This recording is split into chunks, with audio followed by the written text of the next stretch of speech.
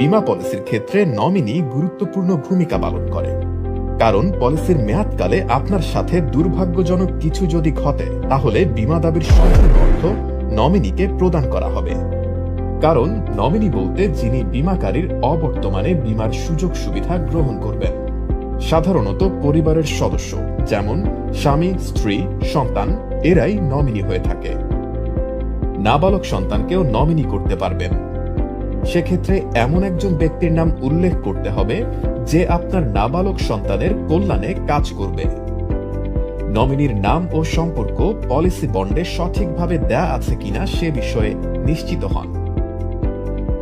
যদি কোনো কারণে আপনি এখনো নমিনির নাম যোগ না করে থাকেন তাহলে অবশ্যই নমিনির নাম যুক্ত করুন। প্রয়োজনে আপনি নমিনি পরিবর্তনও করতে পারবেন।